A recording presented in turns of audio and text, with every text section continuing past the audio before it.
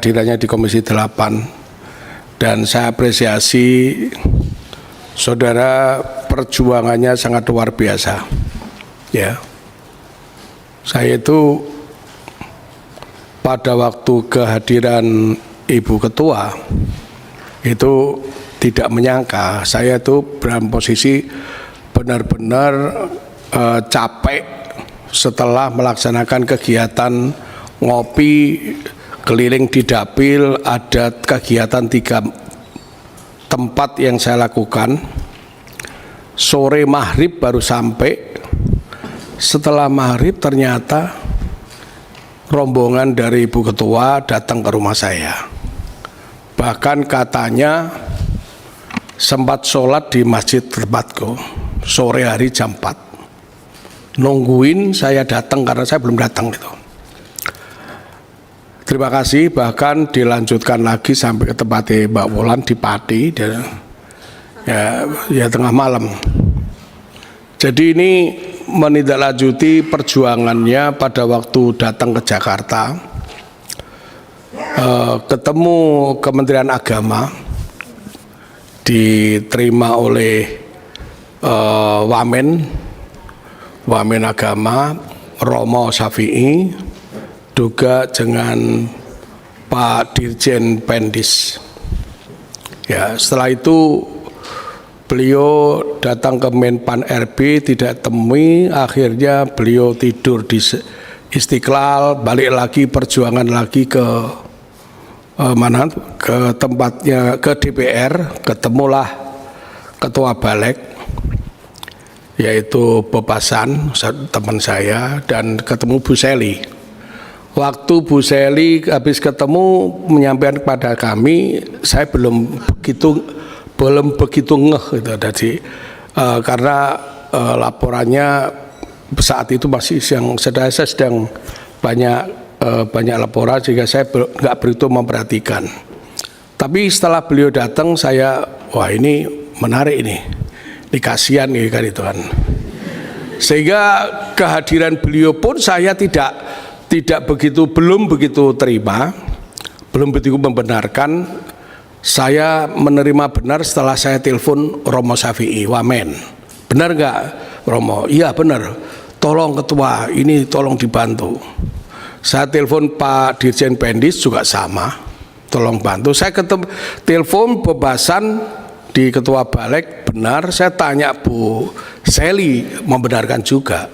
Wah, akhirnya dialoglah kita lakukan, dan kesimpulan terakhir adalah ini tidak bisa diselesaikan di tempatku, harus diselesaikan di Komisi 8. Nah, ini perjuangannya luar biasa, dan baru kemarin kita putuskan waktunya, dan bapak-bapak ternyata siap sampai di sini. Ini dadaan, biasanya itu 1 minggu, tapi ini 2-3 hari, 2 hari disampaikan, hari ini sampai sini. Luar biasa, saya apresiasi dengan saudara-saudara semua. Ini perjuangannya luar biasa. Jadi saudara-saudara, jadi begini. Setelah itu saya itu tidak diam. Saya telepon Dirjen Pendis. Ini masalahnya di mana? Saya telepon Romo Syafi'i, masalahnya di mana? Saya telepon teman-teman di Menpan RB, masalahnya di mana? Ini kasus lama yang sudah mengendap lama dan belum ada jalan keluar, ya. Dan bahkan saya mendapatkan laporan saudara-saudara akan demo tanggal 30 kemarin. Itu pun saya berusaha untuk jangan berangkat. Tapi ternyata teman-teman sangat luar biasa semangatnya, tetap menjalankan demo. Saya sampaikan, saya ini pernah jadi juragan demo, saya gitu. Saya sampaikan, hati-hati kalian demo ke Jakarta, jangan sampai perjuangannya sia-sia, jangan sampai ditumpangi pihak ketiga. Karena Jakarta ini tidak mudah. Jakarta itu akan mengacaukan situasi demo gampang sekali. Menyusup di tempat kalian demo juga gampang sekali. Itu Jakarta. Dengan berbagai macam kalian upayakan atribut untuk keamanan. Dalam waktu 24 jam atribut bisa untuk dibuat dan hampir sama dan untuk mengacaukan. Bahkan tidak hanya itu aja, saudara-saudara nanti makan perlu hati-hati. Jangan sampai minum juga hati-hati, jangan sampai obat diare masuk di tempat makan itu. Saya sampaikan begitu, karena saya tahu persis. Jadi kalian jangan sampai disusupi biar nanti perjuangan kalian itu mendapat simpati daripada pemerintah. Alhamdulillah tanggal 30 bagus, selesai dengan baik ya. Saya ucapkan, saya apresiasi sekali, terima kasih. Dan hari ini saudara lanjutkan. Nah, tadi malam saya juga kontak lagi Pak Dirjen Pendis. Jadi persoalannya passing grade ini ternyata tidak di Kementerian Agama. Jadi ada posisinya di Kementerian Menpan RB. Ya, di Menpan RB lah ini nanti saya yakin ya, ini saya dengan Komisi 8 dengan pimpinan dan anggota dan nanti bersama-sama Kementerian Agama berupaya semaksimal mungkin. Karena butuh apa?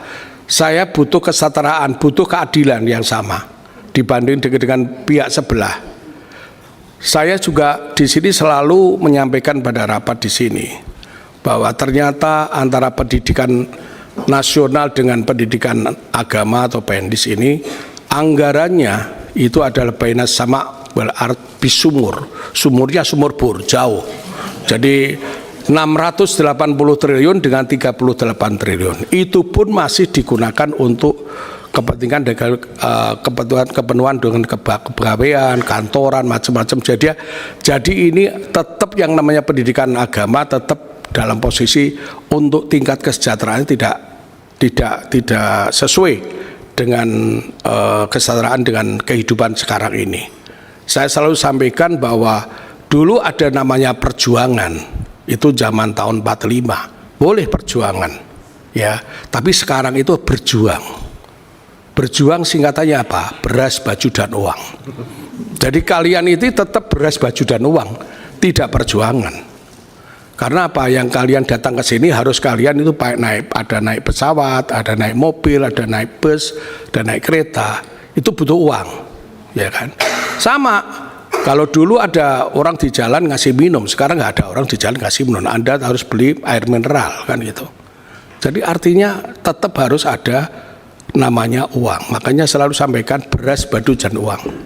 Jadi saudara-saudara, dengan ketimpangan itu saya diskusi langsung dengan ketua.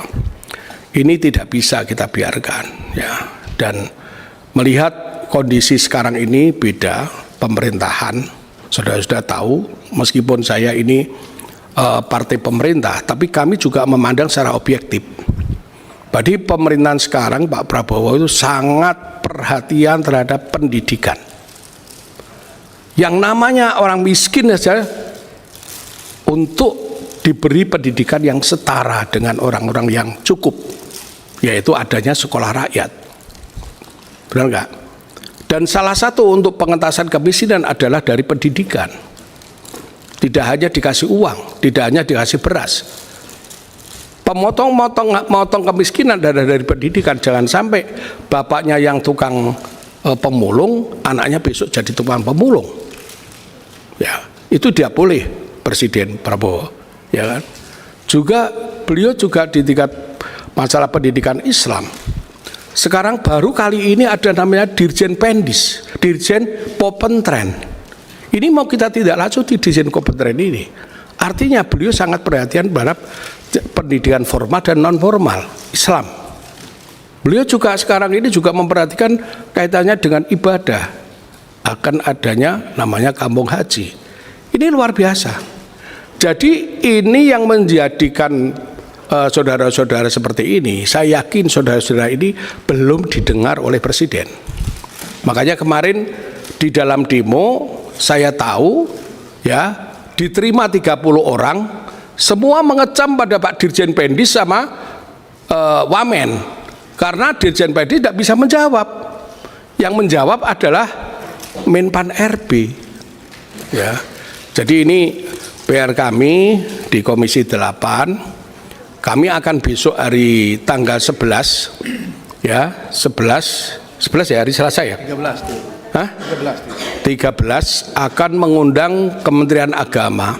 11 ya, Kementerian Agama ya, Dirjen Pendis kami undang sini, sampai persoalan namanya ini biro yang Karo yang menangani masalah PIC P3K. Kami akan undang. Kenapa saudara kok yang tahun 2023 tidak diangkat, yang justru yang baru-baru kalian angkat? Ada apa kan itu kan? Ini juga kami undang. Jadi biar kami tahu ya, masukan-masukan dari ini kalian semua, masukan-masukan ini kami catat semua, dan kami akan juga mendengar masukan dari pemerintah, artinya dari Kementerian Agama. Kalau memang perlunya untuk sampai ke Menpan RB, ini harus kami bicara dengan Mensesnek. Ya, kami harus bicara pada Menteri Sekretaris Negara agar disampaikan pada Presiden. Jadi persoalan ini ya, Presiden itu tidak suka yang namanya kegaduh-gaduhan dan usah. Ya. Dan saudara sendiri kan ini persoalan kalau hanya menjelaskan masalah ini, anggaran berapa sih dibandingkan anggaran yang beliau maklumi ya. Kereta cepat ada 120 triliun diselesaikan, apalagi urusan anggaran taliban pendidikan agama, pendidikan Islam ya. Ini karena belum ada aja. Nah, saya tadi malam telepon pada Dirjen Pendis, Pak Sekretaris Menteri Agama, saya sampaikan pada beliau, Anda buat anggaran ya untuk kepentingan pendidikan Islam dan pondok pesantren. Jadi kami akan perjuangkan masalah ini. Ini masalahnya kuncinya di pemerintah kan, DPR ini kan hanya membuat anggaran, buat undang-undang ya, pengawasan. Nah, anggaran ini saya minta untuk yang tahu bersih adalah kementerian saya suruh buat. Nanti kita perjuangkan sama-sama, gitu loh. Ya, jadi begitu, saudara-saudara. Ya, terima kasih sekali. Ini saya dengan teman-teman Komisi 8 tetap mengawal ya perjuangan jenengan ya, sampai ini nanti perjuangan itu sampai berhasil. Ya, itu ya. Jadi terima kasih sekali, dan selanjutnya nanti kami akan kawal juga. Terus terang kami ini dari Jepara ya. Daerah kami adalah daerah pesantren, daerah madrasah, sanawiyah, aliyah. Saya keliling 16 kecamatan Pendis. Keluhannya sama. Saya keliling ya 9 kecamatan di Kudus sama. Saya keliling 14 kecamatan di Demak sama. Jadi ini semuanya persoalan sama. Jadi terkait dengan ketidakadilan ya, tidak ada kesetaraan. Ini yang menjadi satu PR kami dengan teman-teman Komisi 8 untuk berbuat di sini untuk bagaimana pendidikan Islam, kesejahteraan termasuk pondok pesantren itu ada perhatian, ada anggaran untuk di tahun yang akan datang. Saya kira begitu pimpinan. Terima kasih. Assalamualaikum warahmatullahi wabarakatuh.